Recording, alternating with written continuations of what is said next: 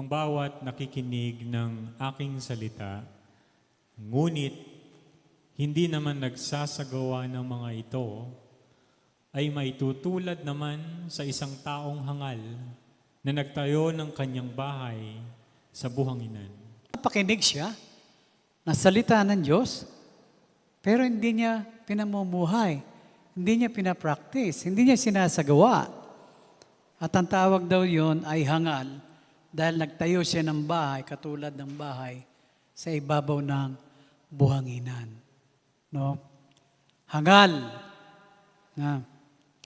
Ano sa Kapampangan ng hangal? Nakomitang H.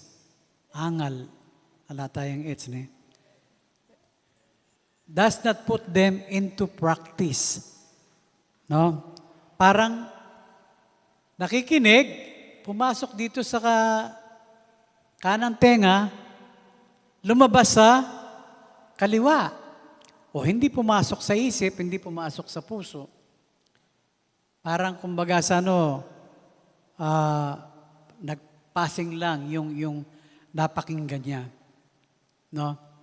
Wala siyang natutunan, wala siyang pinractice, paliwala lang yung salita ng Diyos. Pero tinatawag na, it's a direct warning again, self-deception.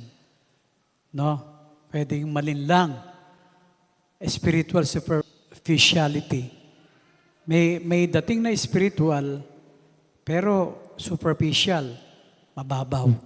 No? At ang binanggit niya ay mga religious hypocrites. Ibig sabihin, people were doing religious things, but they are hypocrites. Tingnan natin yung mga Pariseo na na-encounter ni Jesus Christ. The Pharisees and the Sadducees and the scribes and the Sanhedrin. No, yung mga humuli kay Jesus Christ at siya ay hinusgahan sa korte ng mga Sanhedrin. But these people are very religious, no? In the religion of Judaism. Pero, again, ang sabi ng Panginoon, hypocrites sila. Ang dating, very religious, pero walang pagbabago. Head knowledge lang tungkol sa salita ng Diyos. They know the Torah, they know the Old Testament, but they completely lack a heart transformed by true salvation. No? Kaya hindi sila nakatanggap ng kaligtasan because of their religion. They were very pious, very loyal sa kanilang religion, pero wala silang transformed lives. Tunay na ligtas na may pananampalataya sa Diyos ay magkakaroon ng tinatawag na practical na pagsunod. Okay? Pero on the other hand, if a person's life is characterized by habitual lawlessness, no, lack of desire to follow Christ's commands, the profession of faith is empty. Walang laman.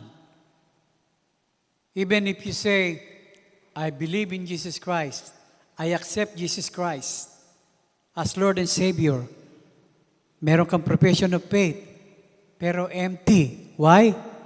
Because it doesn't produce fruit of obedience. Dating sa Judgment Day, no? Haharap tayo lahat. Lahat tayo. Even din yung mga whether Muslims, Buddhists, atheists, haharap tayo. But what we can be proud of is not of ourselves, of our good doings, but of what the Lord Christ did for us. Again, I always remember 2 Corinthians 5:21. Ang sabi doon, He who knew no sin, that is the Lord Jesus Christ, became sin for us, that we might become the righteousness of God.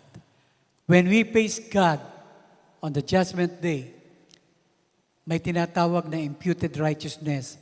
Yun, the imputed righteousness of Christ, na siyang ihaharap natin sa Panginoon. That's why we can enter His kingdom. We can enter the heaven. But those people who will be rejected, who will be disqualified, ay yung dala-dala nila is not about what Christ did. Kundi ang dala nila is about their religion, their good works. They have had knowledge of God, of the Word of God, but lack transformed heart of true obedience. That's the big difference.